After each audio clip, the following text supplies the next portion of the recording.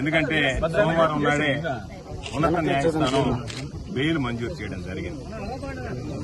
సోమవారం మధ్యాహ్నానికల్లా హైకోర్టు మంజూరు చేసినటువంటి బెయిల్ నెట్లో కూడా రావడం జరిగింది. సాధారణంగా ముందు రోజు హైకోర్టు బెయిల్ ఇస్తే తెల్లవారి ఆ బెయిల్ ఉత్తర్వులు రావడంలో హైకోర్టు నుంచి జాప్యం అయితే తప్ప లేకపోతే ఖచ్చితంగా బెయిల్ వచ్చి ఉండాలి. మరి కారణాలేమో నాకు తెలియదు, నేను జైల్లో ఉన్నాను కాబట్టి. నిన్న సాయంకాలం విడుదల వాయిదా పడింది. అయితే నిన్న పాపం నా కోసం జనం వచ్చారు, ఈరోజు కూడా అదే జనం మరలా రావడం జరిగింది.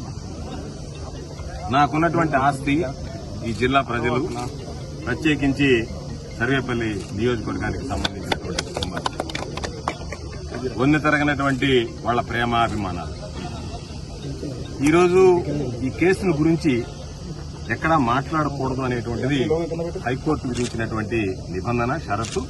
కాబట్టి ఆ షరతులకు లోబడి ఈరోజు ఈ హైకోర్టు మంజూరు చేసినటువంటి బెయిల్ విషయంలో నేను ఏది కూడా వ్యాఖ్యానించదలుచుకోలేదు. అయితే బహుశా నెల్లూరు జిల్లాకు సంబంధించి 2 సార్లు శాసనసభ్యుడిగా, ఒకసారి జిల్లా పరిషత్ చైర్మన్ గా, ఒకసారి మంత్రిగా పనిచేసినటువంటి వ్యక్తిని ఇన్ని రోజులు జైల్లో పెట్టడం అనేటువంటిది ఇది ప్రథమంగా జరిగింది. అంటే ఎక్కడ లేనటువంటి సాంప్రదాయాలని ఈరోజు కూటమి ప్రభుత్వం పరిచయం చేస్తున్నది.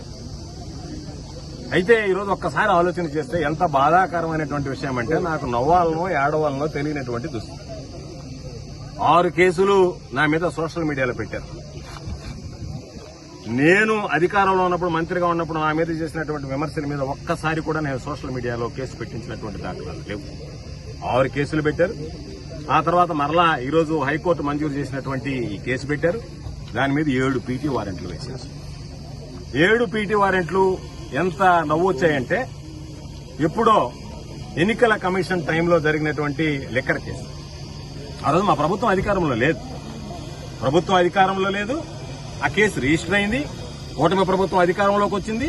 ఆ రోజు కూటమి ప్రభుత్వంలో పనిచేసేటువంటి అధికారులే దాని మీద విచారణ జరిపి ఛార్జ్షీట్ ఫైల్ చేయడం జరిగింది.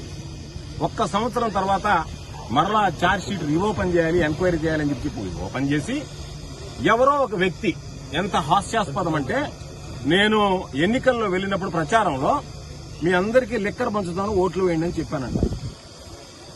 దాని మీద ఒక వ్యక్తి మమ్మల్ని ప్రశ్నించాడంట, సార్ ఓట్లు అడగడం ధర్మమా, లెక్కరిస్తామని. దాని మీద మేము దాడి చేశామంటే ఎక్కడ పత్రికల్లో, మీడియాలో ఎక్కడ రాలే.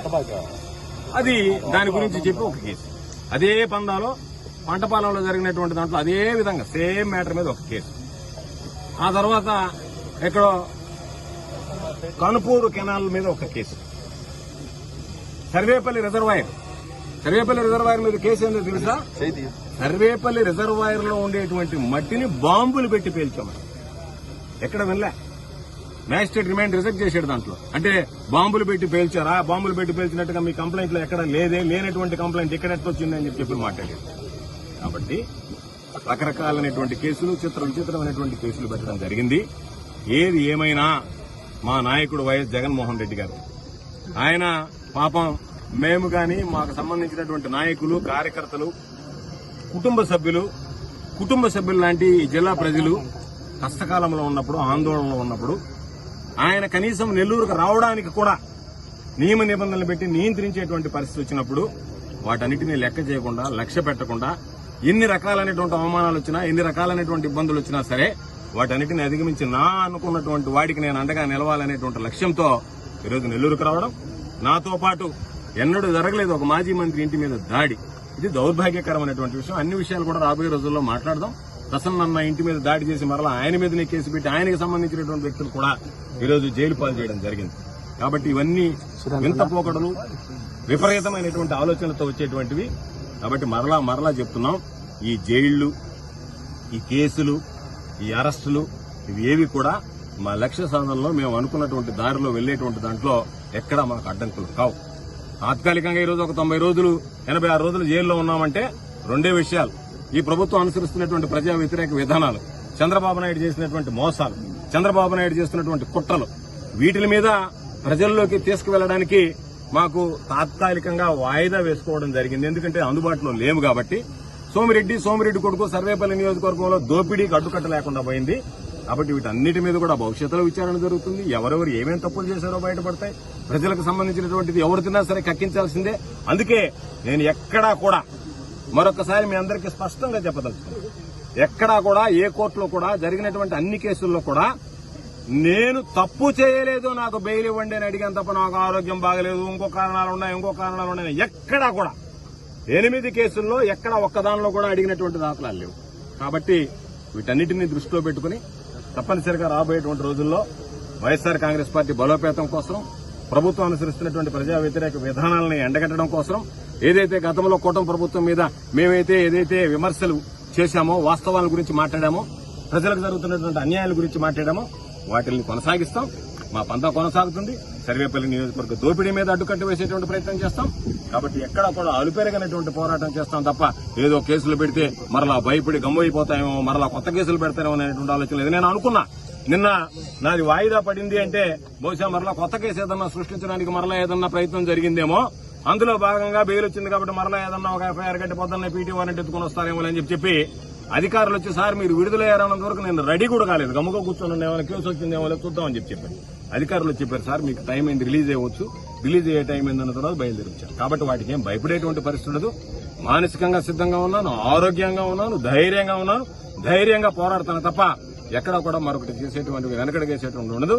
ఏదేమైనా కష్టకాలంలో మాతో ఉన్నటువంటి మా నియోజకవర్గాలు ఇన్ఛార్జీలు కానీ, ఉన్నటువంటి స్థానికంగా ఉండేటువంటి మా ప్రజాప్రతినిధులు కానీ, మరీ ముఖ్యంగా ప్రజలు, వైఎస్ఆర్ కాంగ్రెస్ పార్టీ నాయకులు, కార్యకర్తలు వీళ్ళందరూ కూడా బాధేసింది. ఎందుకంటే అరెస్ట్ అయిన రోజు ఒక కుటుంబం చాలా మంది చెప్పారు పాపం అయ్యా మేము భోజనం చేయలేకపోయామని చెప్పి బాధపడ్డారు. కాబట్టి వాటన్నిటినీ కూడా ఈరోజు అధిగమించి ఈరోజు నేను బయటకు వచ్చా.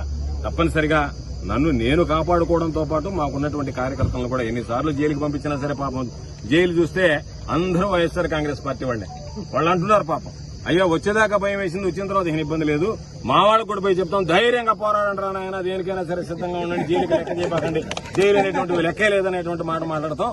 కాబట్టి మేము వీటిని లెక్క చేసేటువంటి పరిస్థితి ఉండదని చెప్పారు. చంద్రబాబు పుణ్యాన్ని వైఎస్ఆర్ కాంగ్రెస్ పార్టీలకి మనోధైర్యం కలిగించేటువంటి పరిస్థితి ఏర్పడింది. కాబట్టి తప్పనిసరిగా ఇదే పందాల కొనసాగుతాం. ప్రభుత్వ వ్యతిరేక విధానాలను ప్రజల్లోకి తీసుకువెళ్తాం. ఖచ్చితంగా ఈ నియోజకవర్గంలో జరుగుతున్నటువంటి సోమిరెడ్డి కొడుకుల దోపిడీని అడ్డుకుంటాం. అంతే తప్ప ఎక్కడా కూడా మడమ తిప్పినటువంటి అలుపెరిగినటువంటి పోరాటం చేస్తానని చెప్పి ఈ సందర్భంగా మీడియా మిత్రులందరికీ తెలియజేస్తే మీతో కూడా గ్యాప్ వచ్చింది. సాధారణంగా మాట్లాడేటువంటి వాడిని ఫ్రీక్వెంట్ గా, కాబట్టి మిమ్మల్ని చూసినా కూడా చాలా సంతోషంగా ఉంది. మీడియాను చూసినా కూడా రోజు దాదాపుగా వారానికో 2 సార్లు 3 సార్లు చూసేటువంటి వాడిని 3-4 నెలలుగా చూడలేకపోయాను. కాబట్టి తప్పనిసరిగా మరొకసారి ఈరోజు నా విడుదల సందర్భంగా విచ్చేసినటువంటి ప్రతి ఒక్కరికి, స్థానికంగా ఉన్నటువంటి మా శాసనమండలి సభ్యులు, జిల్లా పరిషత్ చైర్పర్సన్ గారు, నియోజకవర్గాలకు సంబంధించినటువంటి ఇన్ఛార్జీలు, మాజీ శాసనసభ్యులు అందరూ, నేను లేనటువంటి లోటు తీర్చినటువంటి నా బిడ్డ అందరికీ పేరు పేరున హృదయపూర్వకమైనటువంటి ధన్యవాదాలు తెలియజేస్తున్నాను.